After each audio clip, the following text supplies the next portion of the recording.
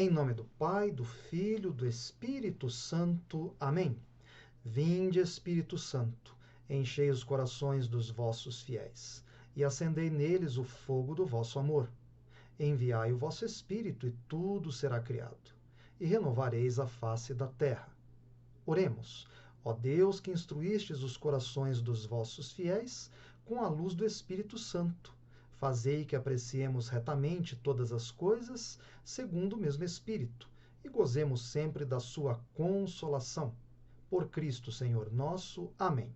Em nome do Pai, do Filho, do Espírito Santo. Amém. Meus filhinhos, minhas filhinhas, estamos aqui na Teledireção Espiritual. Nosso assunto de hoje, disciplinar as paixões, parte 4. Vamos ver as duas últimas paixões. A primeira delas, o temor. Paixão que nos leva a afastar-nos de um mal difícil de evitar.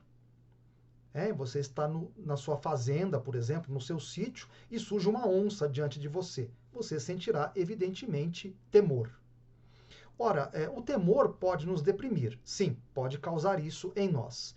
E pode também retirar as forças da alma, fazendo com que ela tenha pouco poder de reação. Bom, vamos ver, para entendermos melhor isso, as manifestações do temor.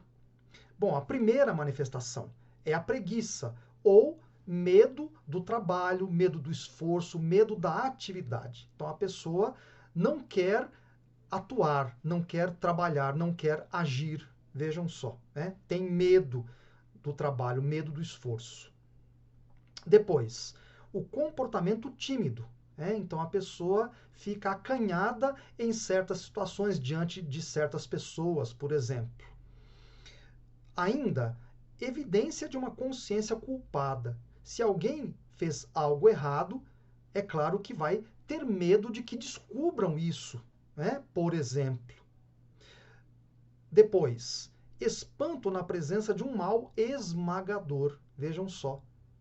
Então, você está diante de uma cena terrível, de um mal terrível, e você fica ali estupefato. Veja só. Ainda, imobilidade repentina diante de um perigo extraordinário.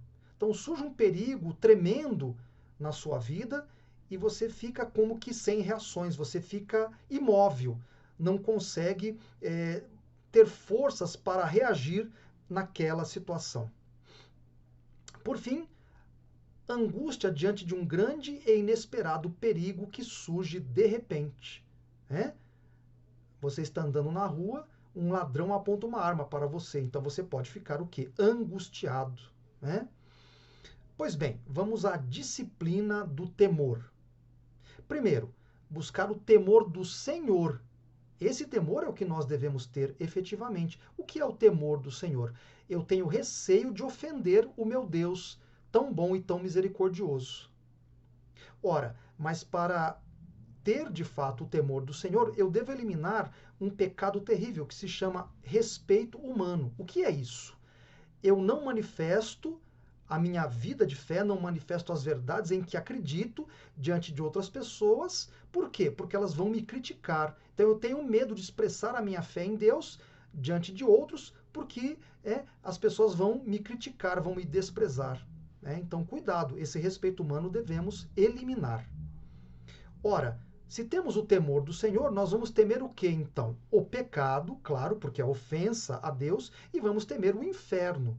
Porque se permanecemos numa situação de pecado mortal, evidentemente estamos indo em direção a chamas eternas. Ainda, aceitar a vontade de Deus. Há situações, meus amados irmãos, na nossa vida que estão fora do nosso controle. Temos que aceitar isso como vontade de Deus. Deus permitiu que isso acontecesse na nossa vida. Vamos tirar lições, então, dessas situações difíceis na nossa vida, dessas situações inesperadas na nossa existência. Ainda, confiança plena na ajuda de Deus. Quanto mais você confiar em Deus, menor será o seu medo. Veja só, porque você sabe que Deus cuida de você. Então, confie mais em Deus. Isso vai diminuir sensivelmente o medo que você tem nas diversas situações da sua vida. Por fim, evitar a presunção e o desespero. Vejam que são opostos. O que é a presunção? Eu não tenho medo de nada, enfrento qualquer situação. Pois é, né?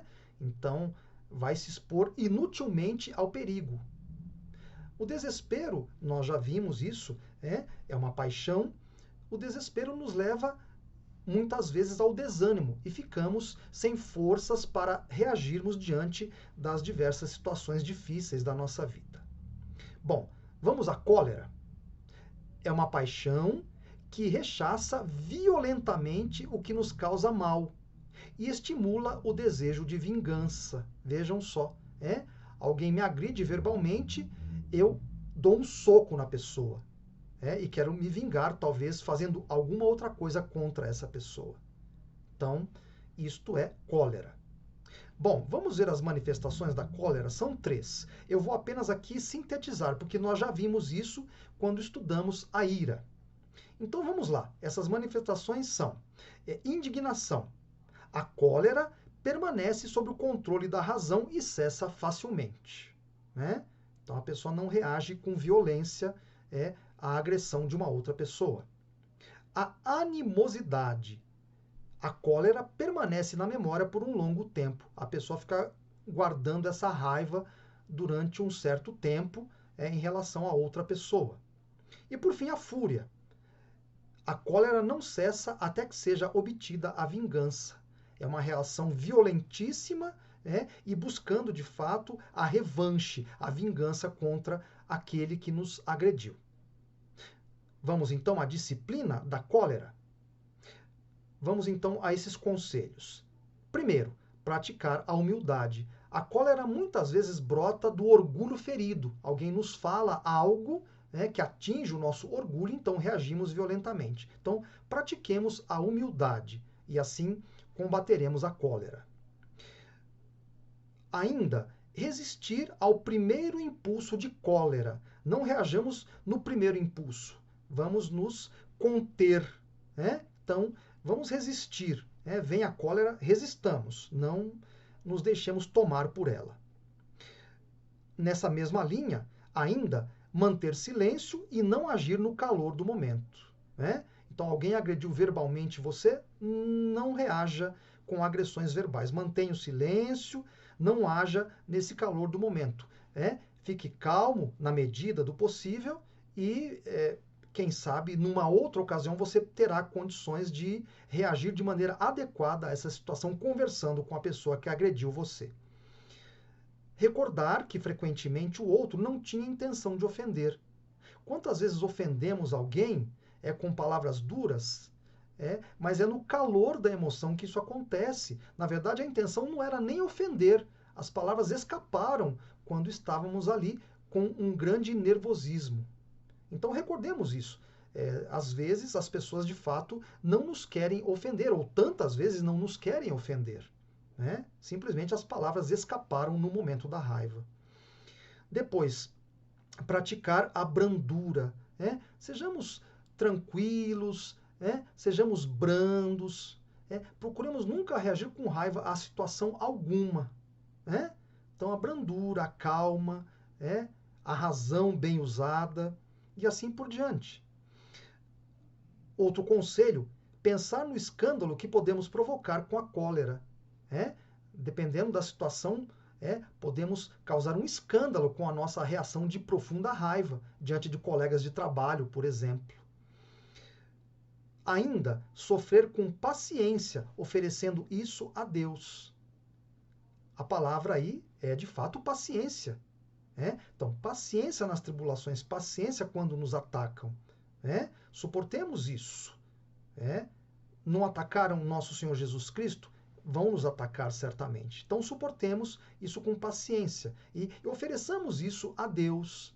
Vamos nos unir à cruz de Cristo. Ainda, rezar pelos que nos ofendem. Isso é muito importante, para que não nos dominemos pelo rancor. E, por fim, recordar o exemplo de Jesus Cristo, que foi perseguido, atacado, humilhado e, no entanto, não reagiu com raiva.